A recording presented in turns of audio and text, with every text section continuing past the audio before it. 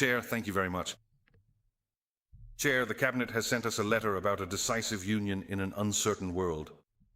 Anyone who reads the document sees one recurring theme: more EU, more powers, more funds, more geopolitical ambitions. Forum for Democracy mainly sees in this State of the Union yet another stage in the transfer of power and prosperity. In this State of the Union, the Cabinet argues for abandoning unanimity in common foreign policy and moving to majority decision-making. On top of that, the coalition agreement wants to simplify the Article 7 procedure so that it becomes easier to strip obstructive member states of their voting rights. Today against Hungary and Slovakia, tomorrow perhaps against us. Chair, the right of veto is the last emergency brake for a small country. The Commission is already conducting studies on European wealth taxes and exit levies. As long as the veto exists, we can block such direct EU taxes. If the right of veto falls, all of this can be imposed against the will of the Dutch voter. Why is the Cabinet voluntarily giving away this emergency brake, esteemed Minister? Even from the outside, this is seen with absolute clarity. The American national security strategy explicitly mentions the erosion of member states' sovereignty by the EU and the suffocating bureaucracy. If our most important ally writes that down, it should prompt reflection here. Meanwhile, Brussels is penetrating ever deeper into the daily lives of citizens. The digital euro is being rushed through the legislative machine. Pilot in 2027, implementation towards 2029. Potentially programmable central bank money with risks of monetary coercion and an end to financial privacy. How this transfer of power to the EU works out in practice is clearly seen in the fund structure.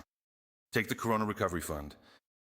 The Netherlands is guaranteeing tens of billions and, after 2028, will have to contribute over 20 billion to the EU debt. How much does the Netherlands receive from this fund? 5.4 billion? And only under strict conditions. These are called milestones. For example, the Netherlands must introduce a mandatory, and for the self-employed, expensive disability insurance. If not, we miss the milestone. For each missed milestone, Brussels can withhold up to 600 million. This Parliament is thus forced to pass laws in order to unlock our own money, which the EU is holding hostage. We also read about the EU's geopolitical ambitions. For a long time, this remained limited. Now, military plans are piling up one after another. A European security strategy, a European defense mechanism, a European Five Eyes. After the large-scale project Rearm Europe, the EU is gradually transforming itself into a second NATO with its own Article 5, an assistance clause, Article 42, paragraph 7. A union that was once about economic cooperation is now choosing bloc formation and confrontation.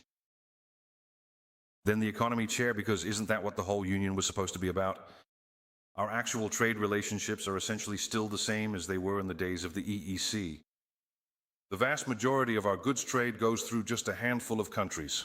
Germany, Belgium, and France are at the forefront, with the United States and the United Kingdom outside of that, who actually play the leading role in the lucrative services trade. The remaining roughly 20 EU member states are of minor importance to our trade, yet they still have a say in governing the Netherlands. Economically, they are not wings for us, but ballast. And what do we pay for that ballast? The gross contribution keeps rising, heading towards 18 billion euros per year, of which only about 1.5 billion flows back to the Netherlands. That solidarity ballast costs us at least 15 billion per year. Since the introduction of the euro in 2002, we estimate the direct contributions at around 200 billion euros. Add to that over 20 billion per year in costs due to EU regulatory pressure, hundreds of billions in climate and nitrogen obligations to which Brussels has bound us until 2050, the enormous costs of open borders, and about 150 billion in irrevocable guarantees for the European emergency funds. The total sum heading towards 2050 amounts to more than 1 trillion, a largely invisible shift in wealth of historic proportions.